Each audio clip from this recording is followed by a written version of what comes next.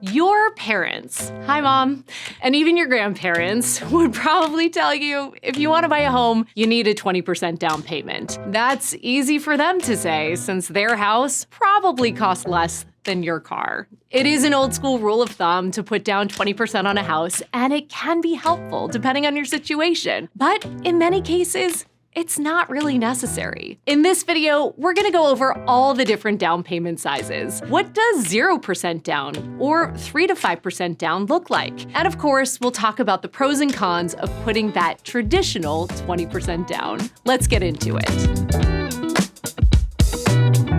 Hi everybody, this is Learn with Zillow. I'm Lindsay Cohen, one of the home trends experts here at Zillow. Let's do some myth busting right off the bat. That 20% figure, it's simply a suggestion. Yes, you can still buy a house if you don't have a huge pile of cash in the bank. So how much do you really need? Okay, time for some quick math. If the house that you want costs, let's say, $400,000, which is close to the typical home value in the United States, a 20% down payment would be $80,000 up front. And that's not including closing costs, which can add another 2 to 5%. If you do have enough to put down 20%, great. But if you don't, many loans will let you buy a home with a much smaller down payment, even $0. So you may be able to get a foot in the door here, or at the very least, your big toe. Let's look at all the options for how small or big your down payment can be. 0% down. First, know that there are loans out there that don't require any down payment at all. Specifically, we're talking about VA loans and USDA loans. VA loans are for veterans, their spouses, and active duty service members. USDA loans help low or moderate income borrowers buy a home in a rural area. Neither of these loans requires a down payment, but if you don't put anything down up front, it could mean additional fees down the line. You can ask your lender for more information on these fees if you're curious, or read the article we've linked below. Don't qualify for either one of these loan types? Let's look at some other options. 3 to 5% down. Turns out many of the most common loan types only require you to put 3 to 5% down. Conventional loans and Federal Housing Administration or FHA loans fall into this category. The former is the most common type of loan that people use when they're buying a home. If this is your first time buying, you may be able to put down as little as 3% on a conventional loan if you reach your lender's requirements. Typically, this means having a certain credit score. And a little tip here, if this is your first time buying a house, check if you qualify for down payment assistance. We've linked to some resources below. Depending on how your credit score fits into your lender's requirements, you may need 5% or more down on a conventional loan. Keep in mind, every lender has their own credit score standards. What gets you 5% with one bank might get you 3% with another. Yes, I know this sounds like a lot, but Zillow's gotcha. We have resources to help you make home a reality. First, there's the BuyAbility tool from Zillow Home Loans, which gives you an estimate of how much you can spend on a house based on your financial situation and current interest rates. BuyAbility updates daily, and it accounts for things like how much you've got saved for a down payment. You can find it in the Home Loans tab of your Zillow app or read more about it in the description box below. And when you're ready to get pre-approved for a loan, Zillow Home Loans makes it as easy as possible. You can even get pre-approved without a hard credit pull, so you can make progress towards that dream home without missing a beat. When you're shopping around for your ideal lender, ask what your down payment requirement would look like based upon your estimated credit score. Okay, another low down payment option is an FHA loan. This requires 3.5% down as long as your credit score is 580 or higher. Now, let's get into the loan type with the highest required down payment.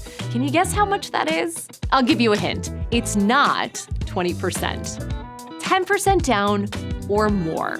If you're using what's called a jumbo loan, your lender will usually require at least a 10% down payment. This is because you're borrowing larger amounts of money, or jumbo amounts. As of 2025, the typical conventional loan limit for a single-family home is just over $800,000, although it varies. In higher-cost coastal markets, the limits are higher. If you need to borrow any more than that conventional loan allows, you're officially in jumbo territory. Some lenders do require borrowers to put 20% down on this type of loan to essentially offset some of their financial risk. Nearly $1 million is no small amount after all, but most of the time, lenders ask for 10% or more.